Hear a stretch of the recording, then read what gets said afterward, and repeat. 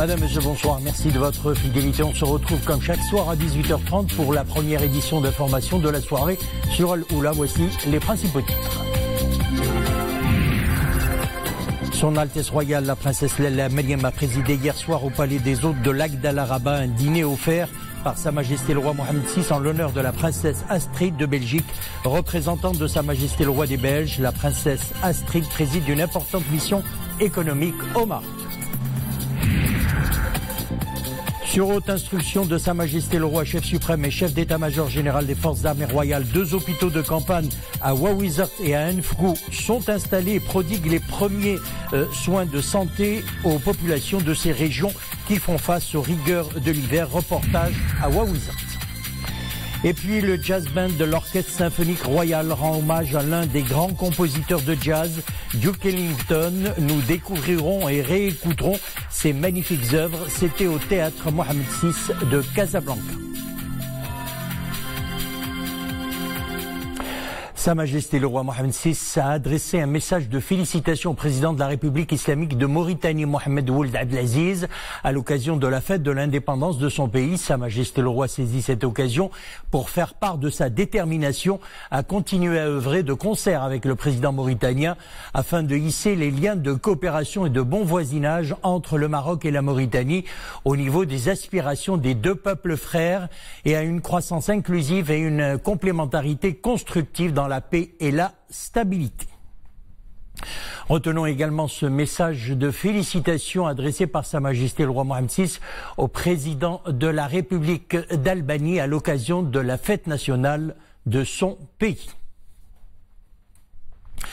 Son Altesse Royale, la princesse Lalla Meriem, nous le disions, présidé hier au palais des hôtes de Lac d'Al-Araba un dîner offert par Sa Majesté le roi Mohamed VI en l'honneur de la princesse Astrid de Belgique, représentante de Sa Majesté le roi des Belges. Ont été conviés à ce dîner le ministre des Affaires étrangères et de la coopération internationale, Nasser Bouyeta, le ministre de l'économie et des finances, Mohamed Ben Chaboun, le président de la Confédération générale des entreprises du Maroc, Salah Din Zouer, ainsi que d'autres membres du gouvernement. Y ont également pris part l'ambassadeur et conseiller de la princesse Astrid, le vice-premier ministre belge et ministre des Affaires étrangères et européennes, et l'ambassadeur de Belgique au Maroc et d'autres membres de la délégation officielle belge accompagnant la princesse Astrid de Belgique au Maroc. La princesse Astrid préside une importante délégation composée de ministres fédéraux et régionaux et d'hommes d'affaires dans le cadre d'une mission économique au Maroc du 25 au 30 courant.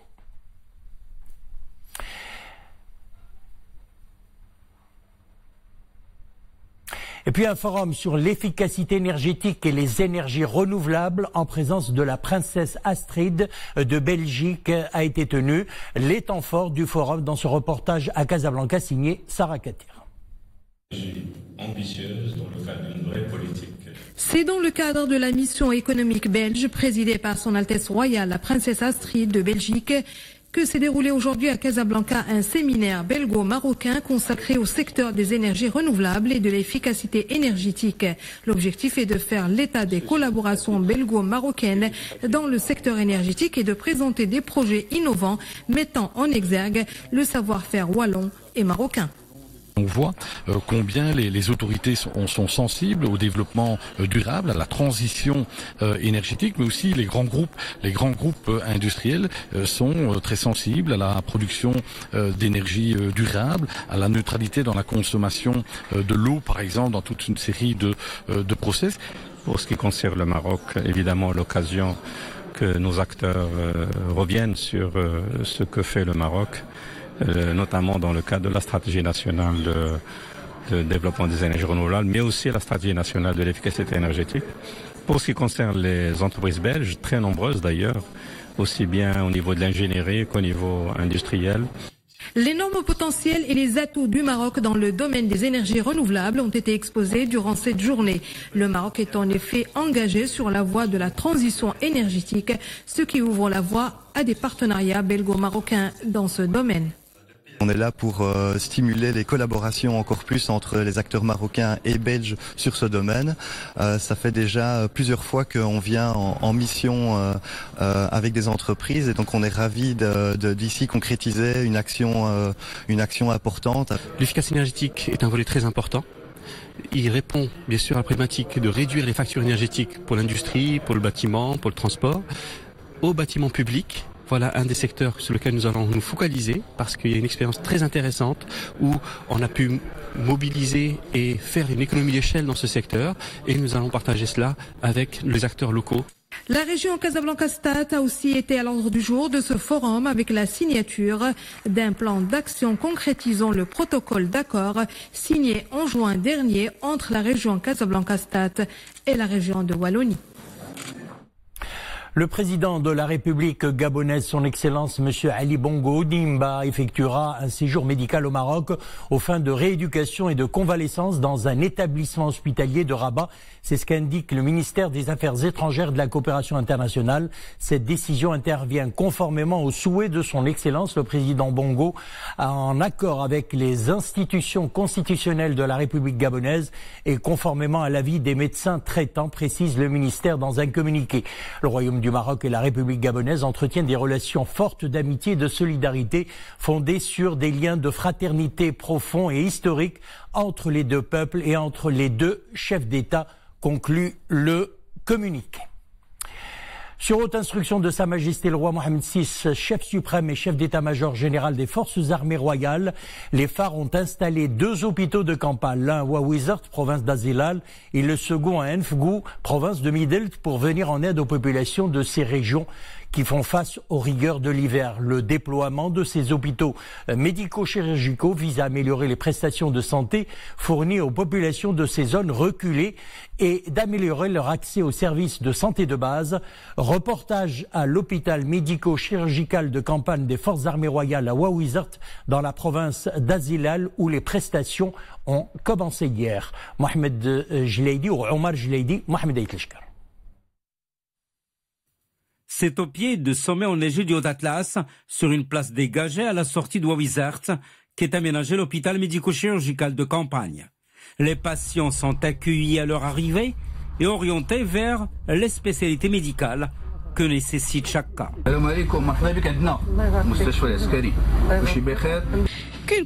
Il y a toutes les spécialités. Cet hôpital de campagne est pluridisciplinaire, avec un staff médical de 19 médecins répartis sur les différentes spécialités. Chirurgie générale, anesthésie, réanimation, ophtalmologie, ORL, gynéco-obstétrique et médecine et chirurgie dentaire.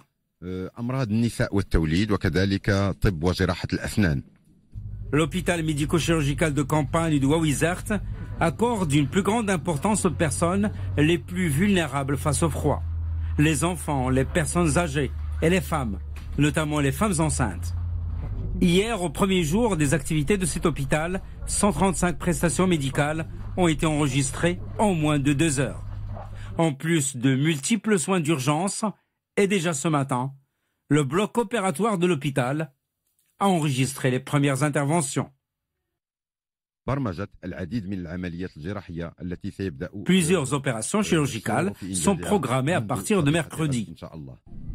Le bloc opératoire de l'hôpital de campagne n'a rien à envier à ceux des hôpitaux ordinaires, que ce soit en équipement ou en ressources humaines.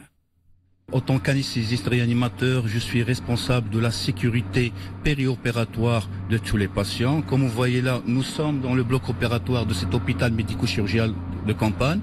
Mon rôle, c'est à la fois d'évaluer en consultation pré-anesthésique l'état des patients, puis la prise en charge anesthésique et bien sûr le péropératoire, sans oublier la période du réveil et la prise en charge de la douleur post-opératoire. C'est sur hautes instructions royales qu'a été déployé cet hôpital médico-chirurgical de campagne à Ouawizart dans la province d'Azilal, en même temps qu'un deuxième hôpital similaire à Enfgou dans la province de Midelt. Et en cette période de grand froid, la mobilisation est totale dans plusieurs provinces du royaume pour désenclaver les populations des zones montagneuses. Dans le cadre du 2e programme national des routes nationales, plusieurs routes rurales ont été créées et ouvertes à la circulation, du baume au cœur pour les habitants qui pourront désormais se déplacer avec beaucoup de facilité. Exemple dans la province de Chichaoua, reportage Nisirina Ouzdar. Des machines qui tournent à plein régime pour achever ce chantier d'envergure. Objectif, renforcer le taux d'accessibilité des populations rurales aux routes. Les travaux avancent à grands pas. Une dizaine de routes rurales ont été déjà ouvertes à la circulation, notamment dans la localité d'Agni, commune Zaouiet Nahliya. Sur le terrain, leur impact socio-économique sur la population se fait déjà ressentir. La population locale avait des difficultés à se déplacer aux localités avoisinantes. Nous mettions environ 2 heures pour arriver à l'hôpital. Le même trajet nous prend désormais 10 minutes seulement. Louange à Dieu, l'ouverture de ces routes a été amplement bénéfique aux habitants des zones montagneuses, notamment ceux de la localité d'Ihahan et de Tizgen. Ce chantier s'inscrit dans le cadre du 2e programme national des routes rurales, un chantier mobilisant tous les acteurs concernés avec un budget global de 2,5 milliards de dirhams. Ces projets visent à renforcer l'infrastructure routière dans le monde rural et à lutter contre les disparités sectorielles. L'objectif principal étant de permettre aux populations des zones enclavées un meilleur accès aux établissements sanitaires et scolaires notamment. En coordination avec le ministère de tutelle et tous les acteurs concernés, les autorités provinciales de Chichaoua sont fortement mobilisées pour achever dans les plus brefs délais les chantiers en cours.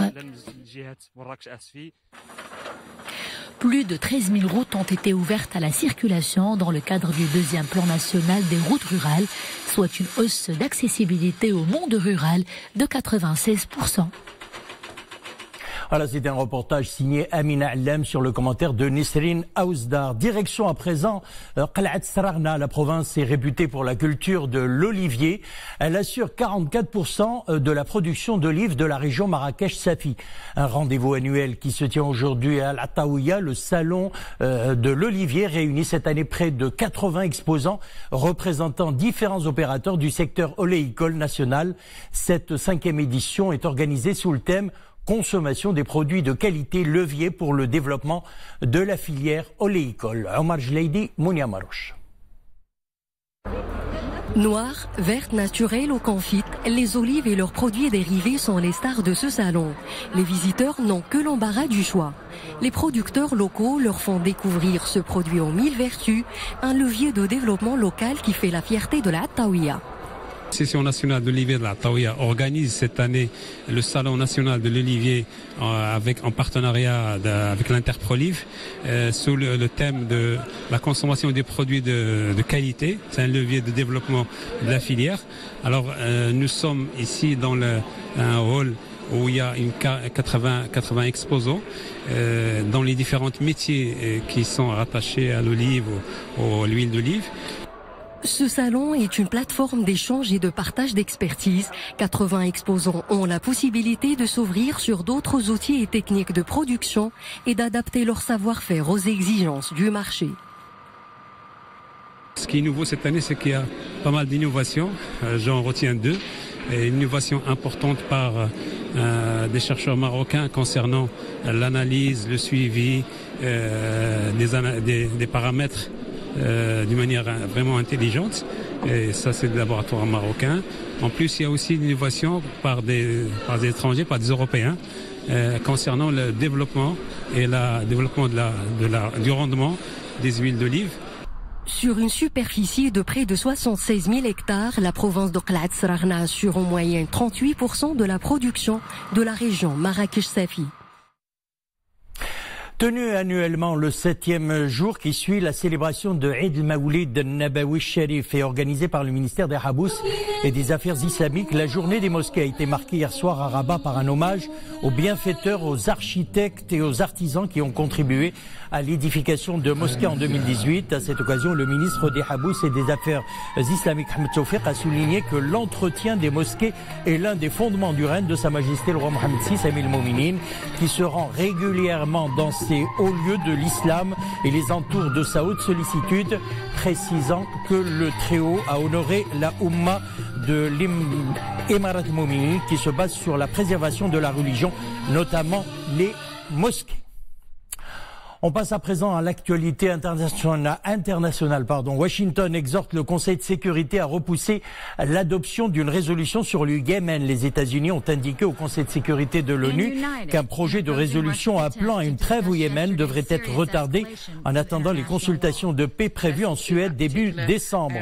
Le projet, qui serait le premier sur le Yémen à être discuté au Conseil depuis 2015, augmenterait la pression sur les rebelles Houthis soutenus par l'Iran pour qu'ils négocient un accord sur le Yémen où des millions de personnes sont menacées par la famine.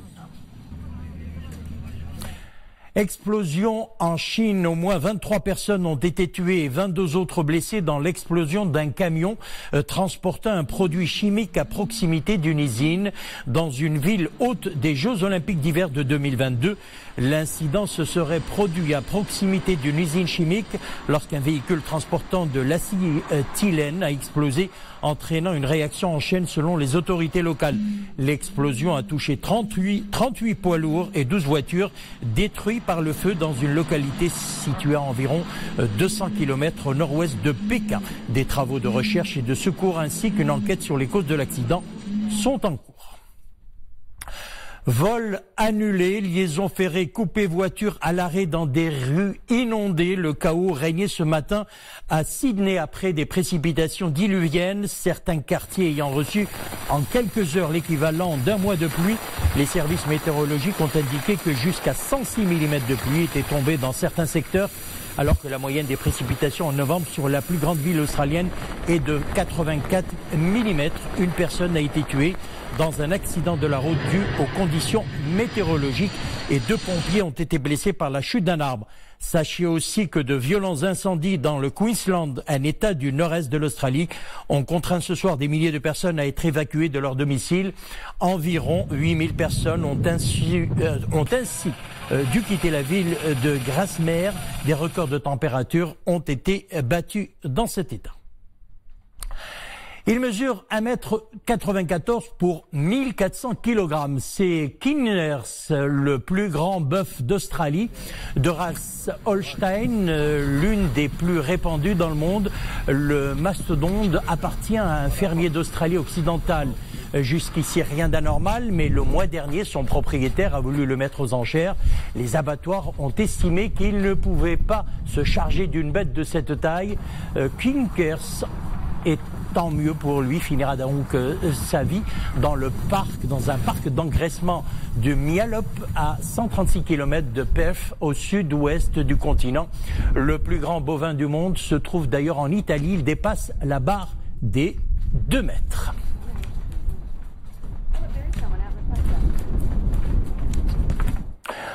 On passe à la musique à présent et on revient chez nous bien sûr. Célèbre compositeur de jazz et pianiste talentueux, décédé le 24 mai 1974 à New York, il laisse derrière lui des œuvres immortelles telles que Moodindigo ou encore Solitude.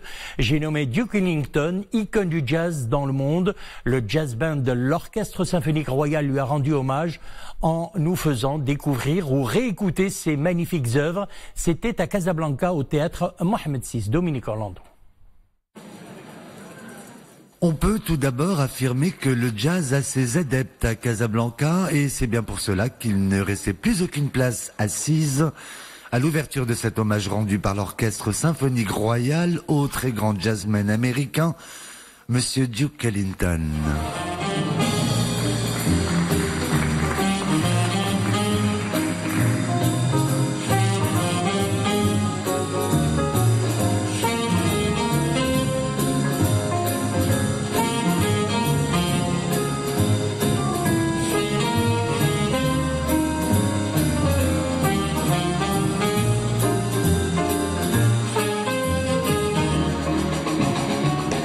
C'est très bien. Vous aimez le jazz vous-même? Je n'écoute que ça. Magnifique. Moi j'adore, je suis une tapeuse de jazz. Franchement, je me suis régalée, on va dire. J'ai l'impression que le public est assez connaisseur, ceux qui étaient là ce soir. Les gens sont des habitués, je vois les mêmes têtes. Malheureusement, ça devrait un petit peu changer, parce qu'à chaque fois que je vois, je reconnais les gens. On devrait aller un peu ailleurs, essayer d'initier les gens et les jeunes surtout à regarder et à écouter cette belle musique.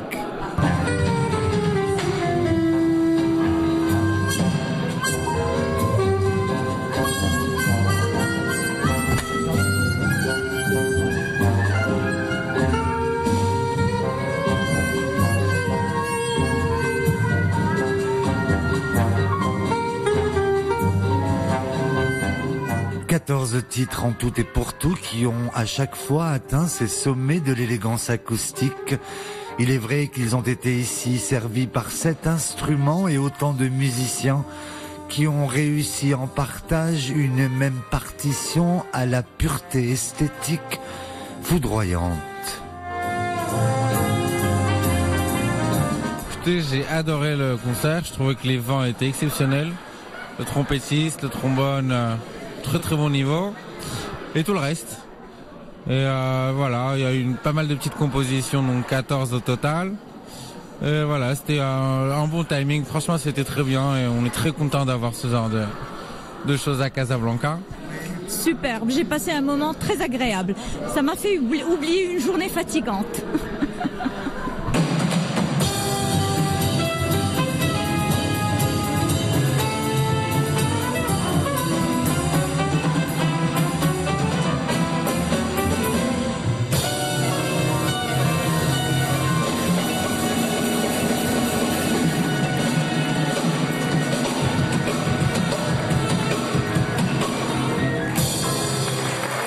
Et la fatigue qui n'aura pas affecté davantage l'ensemble des musiciens ce soir-là, qui, en ayant accompli un tel travail de qualité, ne pouvaient se retrouver eux-mêmes que gorgés d'une énergie supplémentaire. Voilà, Duke Ellington qui a laissé 3000 œuvres en 50 ans de carrière. Voilà, c'est la fin de notre édition. Merci de l'avoir suivi. Le retour de l'info sur Lula, 20h30. Excellente soirée. On se donne rendez-vous demain.